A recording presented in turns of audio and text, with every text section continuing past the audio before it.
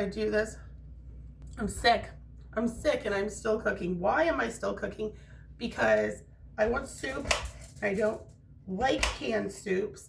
I didn't like them before the whole drama, and I don't like them now. So I guess I'm making my own soup. I didn't even tell you what I'm making. So I like the Zuppa Toscana from Olive Garden, kind of. But I'm going to make my version of Zuppa Toscana. So I'm doing some kind of little cubey thing with these yellow potatoes. I like the yellow ones. They're a little more buttery. They're good in soups, at least this particular soup. And yes, I am still cutting on a plate because I still don't have a cutting board. Who knows when or if I'll ever get one. Stay tuned. The saga continues. It makes the soup a little bulkier, which is one of my main complaints about the Zuppa Toscana at Olive Garden. I feel like it's always very thin, and then the majority of it is kale, which I don't love. It's a texture thing, not a flavor thing for me. So I won't be using kale. I'll be using baby spinach. In fact, if you're looking for a copycat of Zuppa Toscana, you're not going to find that here. You're going to get the base ingredients. I've got that. But what you're not going to get is an exact tutorial of how to make that soup, because I have my own way of doing it. And frankly, I think mine is better. As usual, I'm making enough to feed an army. It's what I do. Why? Because if I'm cooking today, I'm not cooking again tomorrow as far as a main course goes. So it's enough soup for us to eat for dinner tonight, for us to eat for dinner tomorrow, and then maybe have a little bit left to freeze for when I want it again later. That's how I do. That's why, even though my recipe might be a little bit more expensive at the front end, you can eat it so many times that it ends up being worth it. Get 2 of these and put them in a big pot. I use a big stock pot. 2 containers of chicken stock in it, and this is just water that I'm adding to the broth. My potatoes are already in there, so I'm turning it on and letting those start to cook because I want this to come together as quickly as possible. So the potatoes can start cooking while I do the rest of this mess. I'm also gonna throw some baby carrots in there. Sometimes I cut these up, sometimes I don't. Tonight, I don't feel like it, so I'm not going to. I'm gonna use maybe about 1/3 of the bag or so. I'm gonna put those in with my potatoes right now because those are hard and they take a whole minute to cook. Yellow onion. You're going to want to go ahead and lid a lid. Remove your skin, obviously, because I don't even know why we have to say that, but I'm saying it. Remove the skin. I always end up peeling like a layer off my onion because I don't have the patience to just deal with the skin. So the whole first layer comes off. Voila. Here's a handy dandy trick. Cut a flat side on your onion and then it won't move around on you. And you don't have to cut yourself. But I'm gonna dice this one. I can't even remember where I learned this nonsense about cutting it like this. I'm sure there's probably a better technique, but this is how I do it.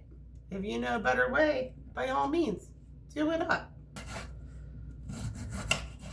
But see, they just fall off, already chopped.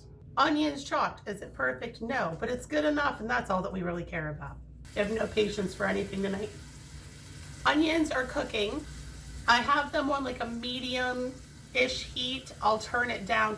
I fiddle with my with the knobs on my stove, like the volume in my car. I'm just constantly readjusting the heat. But right now, about a medium heat.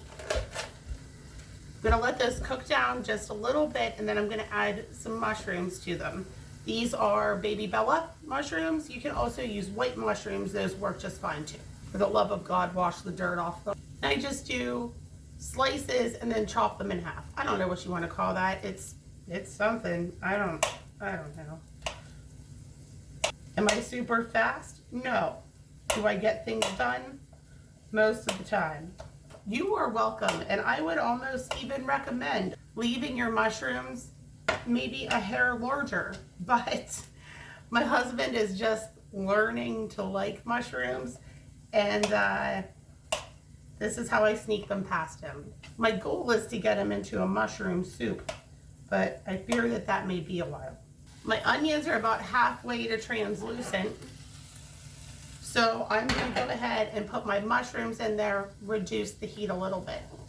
To my mushroom and onions, I'm going to season with just a little salt, pepper, Italian seasoning. Don't let your onions go mushy. That's fucking gross. So while my onions and mushrooms are cooking and my potatoes and my carrots are cooking in the actual stock pot, I'm going to go ahead and fry up my meat. I've got about 2.5 pounds of loose sweet Italian sausage that I'm going to fry up with just a little red pepper flakes. This is typically where I want my onions and mushrooms to be. My onions are pretty much translucent, because my brain and my mouth are not making a connection right now. Translucent. Mushrooms are cooked. We're gonna pop these into the pan with all the other stuff so far. Holy crap, I'm hot.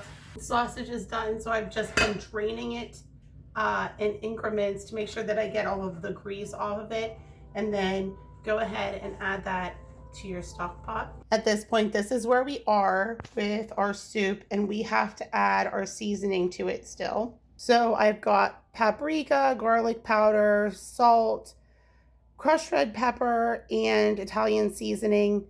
I think all of them except for the Italian seasoning are about a teaspoon. The Italian seasoning is about 1/2 tablespoon. And now that all of our harder ingredients are in there and they've been cooking for a whole minute, I'm gonna add my beans. These are cannellini beans or just white kidney beans, you know, if you wanna be simple and not fancy about it. I'm gonna let that cook for, I don't know, 30, 40 minutes until everything, like the potatoes and the carrots, are fork tender. And then we've got just a couple more things that we have to do before it's finished. So everything's been cooking for about 40 minutes.